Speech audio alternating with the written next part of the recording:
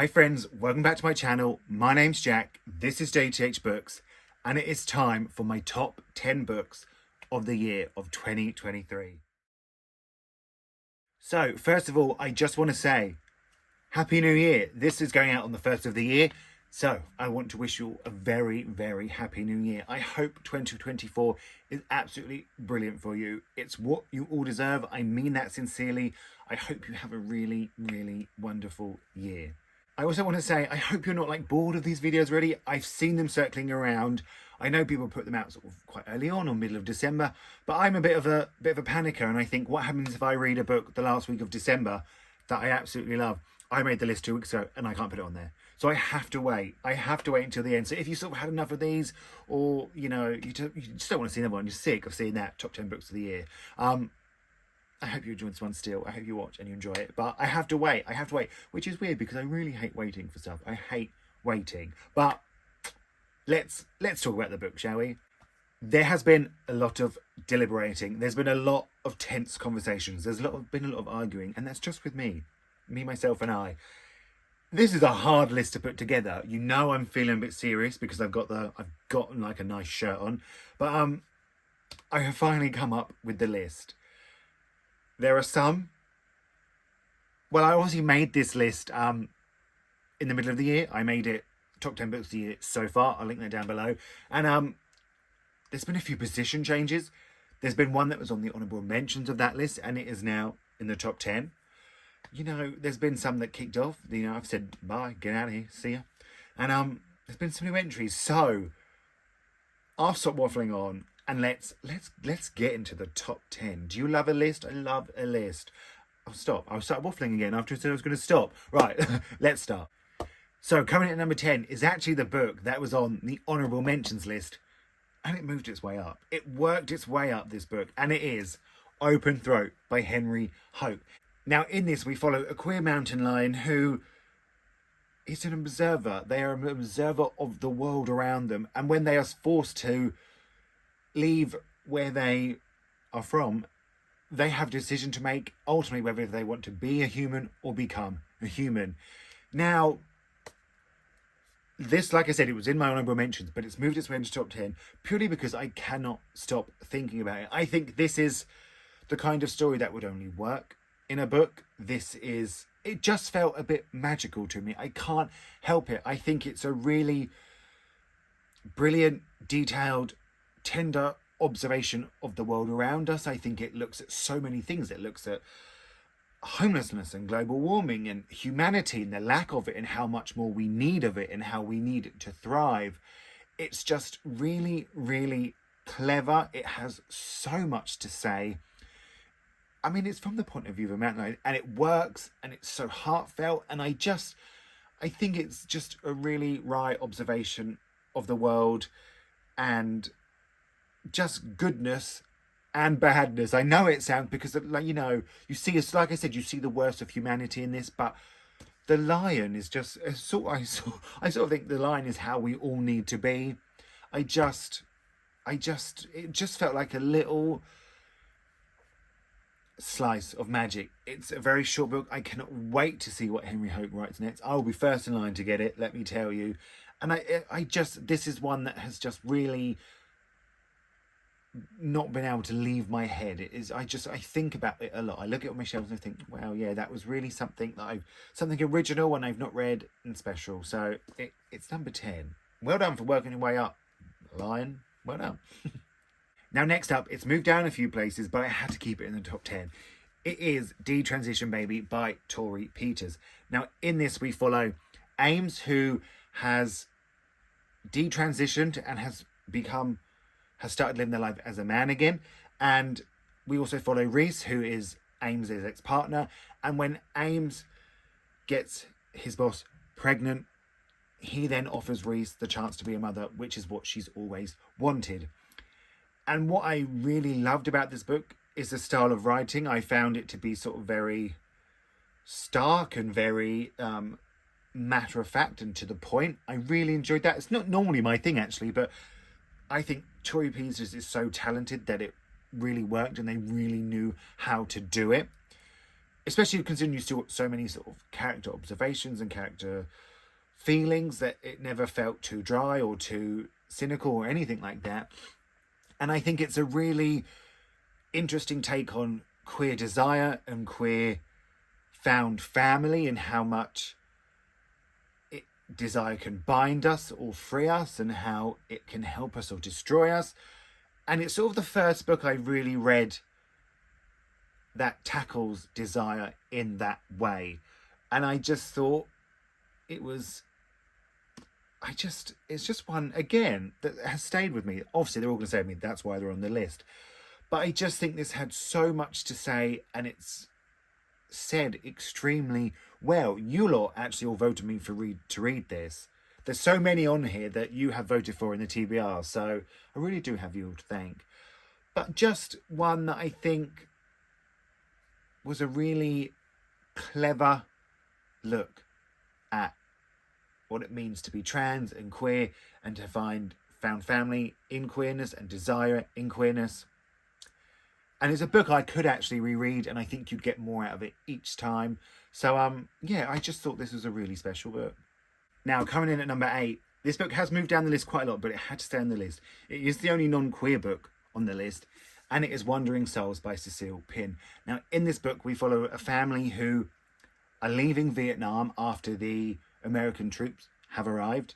And on one boat, 3 siblings go, and the rest of the family, the mother, father, and another sibling, go on the other boat. And that boat, unfortunately, doesn't make it. And then we are left following the lives of the 3 siblings as they end up in Thatcher's Britain. Now, I think this is a very timely novel because of sort of the vitriol we have, well, not we, some people in this country have towards the refugees coming in. I think if anyone is angry or vicious about that, they should read this book. It is so heartfelt. It's a short book, and it expands many decades, but I don't think that does it a disservice. I think it's Cecile's debut novel, but I think she's really talented, and she really weaves the story really well. You never feel like you don't get enough. And it's just a look on starting over, on loss. I mean, throughout points of it, it is narrated by the ghost of the younger brother that they lost on the other boat, and it's the first book of the year. I read it in January, and it was the first book to make me cry of the year. It is so upsetting and so heartfelt, and just a really detailed look on what it means to leave behind everything you love and lose most of the things you love and start fresh in a country that wasn't welcoming, especially at that time.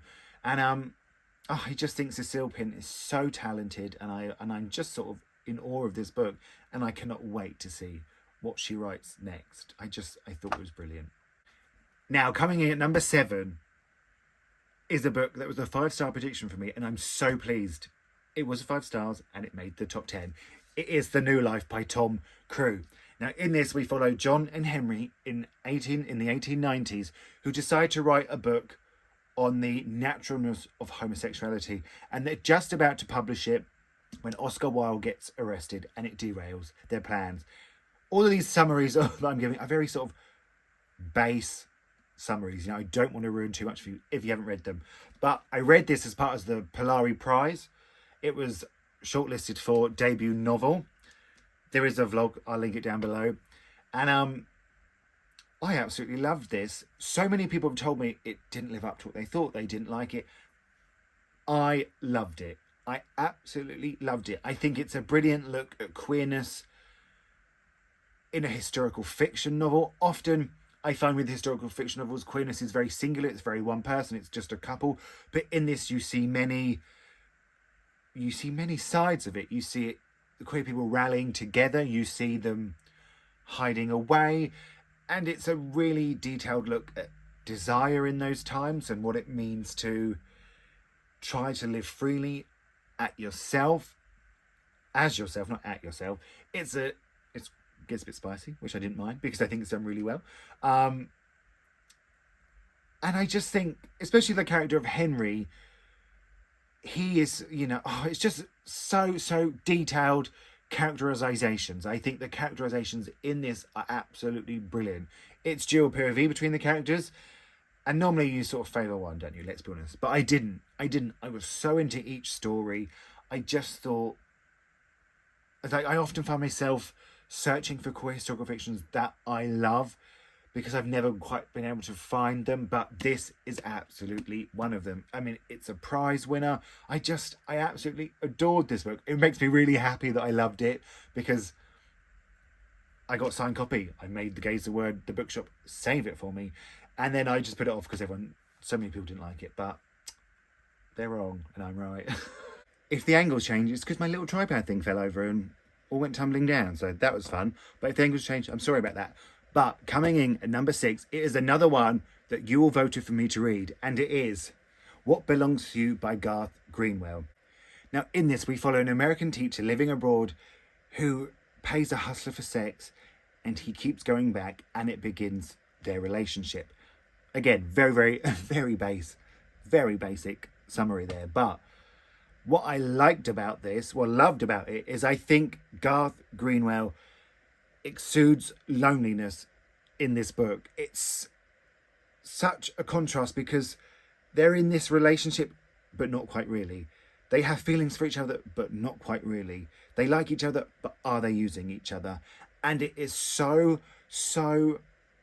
beautifully written. It's, like I said, the loneliness that exudes from this book is phenomenal. It made me cry 5 times. 5 times in this short little book. But the writing is so on point. It's so beautiful. It just flows. It's lyrical. It's meaningful. I mean, when writing is meaningful, when you don't feel like a word is wasted, it's a good book. And I just think it's just to look at how you can be so close to someone in desire, in sexuality, in the bedroom, but so far apart in what you want and what you need, and how it feels to have feelings for someone but know you're never really going to have them. It's so complex. There's so much complexity in the relationship between them that's never really a relationship. It's quite genius, really. Like I said, I just think there is so much loneliness that people can relate to in it. I think it was a bit weird to say that the best thing about this book is the loneliness, but it's true. It's just so... I just thought it was brilliant. And again, you all voted me to read it. So once again, I'm so thankful to you. And I had it on my TBR for a long time. So, you help that too. You may help make the TBR smaller. Now, coming in at number 5, we've reached the top 5. It is Sunburn by Chloe Michelle Howarth. Now, in this, we follow Lucy in the small town in Ireland, who is very much expected to marry her best friend Martin, but ends up falling for her friend Susanna. What I loved about this book is the relationship between Lucy and Susanna. It just felt so real. I think there are many books that describe love in a grand, all-encompassing way. I think there are many books that describe love in a sort of very grand, broad way, and this is the total opposite. This describes love in its intensity and in its intimacy and in its tiny details, and I think that's what makes this book shine. I so totally believe that Lucy was in love with Susanna, and it's the way Chloe writes it, in the sense that she captures these little details that you would only know if you were really looking at someone, if you were really in love with them and obsessed by them and fearful of them because how much you like them. And I think it's just genius. I think she just captures life incredibly well. I could see the characters so clearly in my head. I could believe all the choices they were making. I could want so many things to happen. I just thought it was so clever. I was very kindly offered this book by the publishers. I'd never heard of it before, and I'm so unbelievably glad I read it. It's one of those books that I might not have picked up on my own, and I'm so glad I got the chance to read it. And like I said, it's made the top 5. It's made the top 5, friends. But I just thought it's a little piece of magic. And again, another debut novel. I mean, I'm so excited to see what Chloe's going to write next. I will absolutely be reading it. I mean, immense talent, absolutely immense. And there is a line from this book that made me, like I said, like all the intimacy and the small details, there was a line that made it my favourite, and I just knew that Chloe knows what she's doing, and I'm just so impressed by this book. Coming in at number 4, I don't think anyone's going to be surprised to see this on here. You'll vote for me to read it. I've had a love affair with this author this year, and it is Memoriam by Bryan Washington. Now, in this, we follow Mike and Benson, who are in love, but they're not quite sure why they're still a couple. And when Mike finds his father is dying in Japan, he then leaves for Japan, just as Mike's mother is coming over, and then she stays with Benson. And if you want to talk about characterization, one of the best I've read this year. At first, I was like, oh, I don't like this book. I can't get into the writing style, but it was just actually brilliant characterizations. This is dual POV, and my goodness, they are so different. It shows Bryan Washington's absolute talent for writing characters. It is a look on loss. It is a look on final moments. It is a look at what do you really want from life and how far are you willing to go to get it. I just thought it was genius. I mean, I fell in love with this book for its characterizations. They are so different from each other, but so just brilliant. And I think this is Bryan's second book. I've read all 3 of his books this year. One of them's going to be in the Honourable Mentions. Spoiler, Honourable Mentions. And I think what I love about Bryan Washington is how he captures the intimacy of everyday life. He makes these small moments seem so important and so grand and so...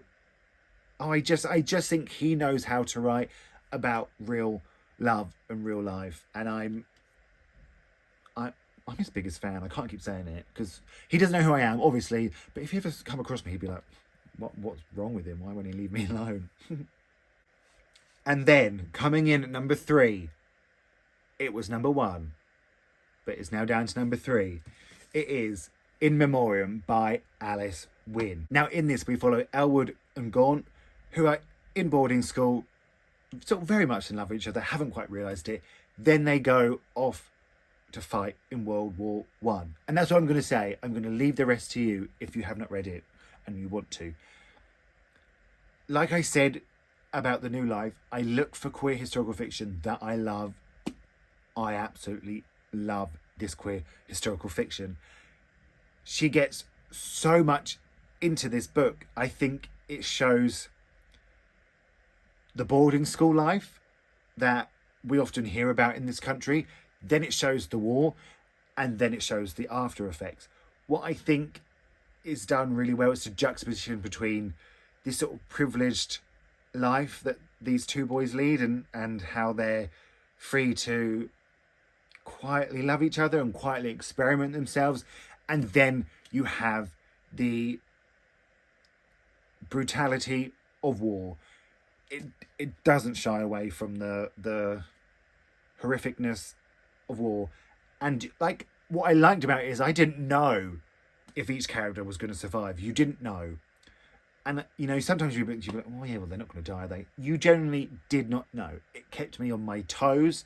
It kept me I was so invested. Like, it was sort of the book that I'm a reader that I read sort of in the bath and at night, but I had to read this like in the day. I'd stop what I was doing and I'd be like, I'm just going to read for an hour. I've got to see what's going to happen. And I just think it's told in letters at some points. It's got a bit of mixed media in. And I just think it was really special and the historical fiction that I really, really am looking for. It is a debut novel, and I do think at times you can tell, but it's a huge prize winner here. It won Waterstone's debut book of the year in the UK. But I just think it captures something I really loved, all the boarding school aspects and how, you know, they can sort of just live in that little cocoon and how it's burst open by the war and how so many of them sort of desperate to go fight in the war, like many people were, and how much it was not what they expected. I think she just captures the time really, really well. And it's one I'm so glad I read, and I would like to read more historical fiction like this. Coming in at number 2, it is Mrs. S by Kay Patrick. Now, in this, we follow a young Australian woman who comes over to be the matron of this private boarding school, and she begins an affair with the headmaster's wife, Mrs. S. Now, if you want to talk about style, this book has it. It might not be for everyone, but my goodness, it was for me.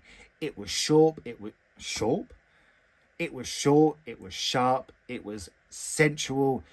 It's unlike anything I've read before in that sense. Like I said, I don't think it's going to be for everyone, but it absolutely was for me. It just felt so encompassing. You never learn anyone's name apart from Mrs. S. The girls are very much the students, the girls, she calls them the girls. They're just sort of basically a collective, and when they're talking to her, you feel the fear of them. Like, even I felt a bit like, oh my goodness, they just feel so encompassing. The whole book is so encompassing. It's a really sort of detailed first person narrative, and you get so inside the protagonist's head that when I was reading it, I was like, oh yeah, I'm glad to be back in here. I'm glad to be in this space. I think Kay Patrick is a phenomenal talent. This is a book that really stands out for me this year in its style. It was hugely anticipated for me. It didn't disappoint. It's sort of sexual in a wild sense. The whole book feels wild, that they have to have each other. They cannot resist each other, but it's done in a really skilled way. Like, I was reading it and I felt in safe hands. It never goes beyond because of Kay Patrick's undeniable talent. Again, another debut book. I can't wait to see what they write next. I'm so intrigued what it's going to be like, what the style is going to be like.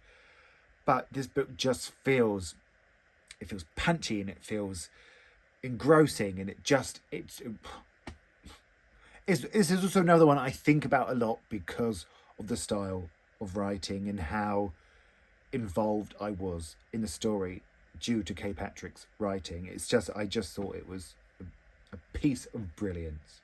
Now, before we get to number 1, let's do a few honourable mentions, because I have read a lot of brilliant books this year.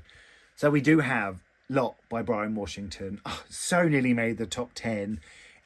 I just think, for me, this is his first book, a collection of short stories, and I read this one last. If I read this one first, I think it would have been in the top 10, but I think he's just getting better as he goes along. We have A Little Bit Country by Brian D. Kennedy. Now, this was in my top 10 before. It's just been edged out, but I just had so much fun with this book.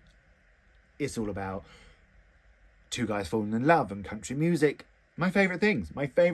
I just had such a good time over this sort of swoon-worthy romance. And lastly, we have Arrangements in Blue, Notes on Love and Making a Life by Amy Key. Just a brilliant piece of non-fiction. It takes a look at what it means to never have found lasting romantic love in your life through the songs of Joni Mitchell, who I love Joni Mitchell. There is a quote in this book, I think it's literally on the last page, that absolutely, undeniably has helped me as someone who has never found the love they want. It made me realise that life is not less valuable just because someone doesn't love you. I just thought this was a brilliant piece of non-fiction. But now, coming in at number 1, and I don't think it's going to be a surprise because, like I said, absolute love affair with this man's writing this year. It is Family Meal by Bryan Washington. Now, in this, we follow Cam, whose boyfriend has died, and he then returns to his hometown and gets reacquainted with his childhood best friend, TJ. And I'm going to leave it at that because there's so much. If you liked Lot, if you like Memorial, you will love this. Bryan Washington just gets better and better and better. He is now absolutely one of my favourite authors. I was just blown away by this book. Like his books before, it captures intimacy, it captures real life, it captures the delicacy of intricate moments and how much they can mean, both good and bad. He makes you feel so much. He has me crying. He has me wanting to live life. He has me wanting to just live. I know it sounds stupid to say that, but he makes every experience seem so meaningful and so worth it, the good and the bad. He is so phenomenally talented. He's just getting better and better with each book. Like I said, I read Memorial this year and I wanted more by him, and then this was coming out. That does mean I'm going to have to wait probably quite a while for a long one. I went and brought a signed copy. I just thought it was absolutely brilliant, and I need more. I need more from him. Bryan, if you're watching, you're an immense talent. I'm obsessed with you. If you need me to read your shopping list, I'll read it, because I think that would be brilliant too. But undeniably my favourite book of the year. I think it's a work of art, a piece of brilliance, and I just feel like my whole life now is just waiting for the next Bryan Washington book to come. So there we have it, my top 10 books. I hope you enjoyed this video. Let me know your top 10 or your favourite book of the year. Let me know if you've read any of these. Let me know if I've ever influenced you to read any of these books, or, you know, you picked up a book because of my channel. That'd be quite nice to know. But I hope you have a brilliant 2024. Feel free to like and subscribe. That really helps. And I'm going to speak to you all really soon.